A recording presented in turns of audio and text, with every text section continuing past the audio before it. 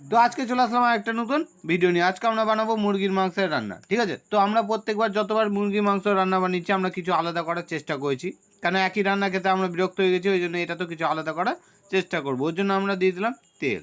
এবার তেল দেওয়ার পর আমরা দিয়ে দেবো উপরে তেজপাতা। এবার তেজপাতা দেওয়ার পর আমরা দিব কালো জিরা, ঠিক আছে? কালো জিরা দেওয়ার পর আমরা দিয়ে দেবো এর উপরে এলাচ আর দারচিনি।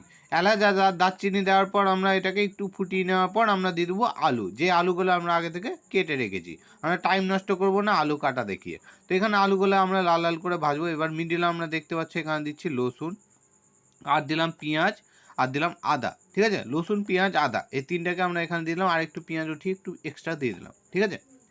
এবার দেওয়ার পর আমরা এর উপরে দিয়ে দেবো টমেটো, ঠিক আছে? এখানে টমেটো দিয়ে দিলাম। দেখতে পাচ্ছ গোটা টমেটো দুটাকে আমরা মিডিল থেকে ফাঁক করে দিয়ে দিচ্ছি। আর দিলাম গোলমরিচ, ঠিক আছে? এখানে গোলমরিচ দিয়ে দিলাম। এবার দেওয়ার পর এখানে দিলাম সবুজ লঙ্কা, আর দিলাম লাল লঙ্কা, দুটাই দিলাম। এবার দেওয়ার পর এটাকে আমরা ঢেকে উঠিয়ে নেবো, ঠিক আছে? মানে এটা মিক্সিতে পিছিয়ে নেবো। এবার ততক্ষণ আলুগুলো আমাদের লাল লাল হয়ে গেছে হালকা হালকা, তো এটাকে আমরা উঠিয়ে নিচ্ছি। উঠিয়ে নেওয়ার পর আমরা দিয়ে দেবো এর উপর পেঁয়াজ, ঠিক আছে? যে পেঁয়াজগুলো আমরা কেটে রেখেছিলাম আগে থেকে, টাইম নষ্ট করিনি দেখিয়ে। তো এখানে আমরা দেখতে পাচ্ছি পেঁয়াজ হালকা হালকা লাল লাল হয়ে গেছে, হলুদ হয়ে গেছে। যাই হোক, হালকা করে কমসে কম 5 মিনিট ভাজলে অনেক বহুত। তখন মাংসগুলো কিন্তু আমরা আগে গরম জলে একটু ডুবিয়ে রেখেছিলাম, মানে ভিজিয়ে রেখেছিলাম, ঠিক আছে? তো যাই হোক, তো এখানে আমরা যেটা মিক্সিতে পিসালাম ওটা আমরা এখানে দিয়ে দিলাম। দেওয়ার পর দেখতে পাচ্ছি এখানে আমরা নাড়িয়ে যাচ্ছি আর ফুটিয়ে যাচ্ছি।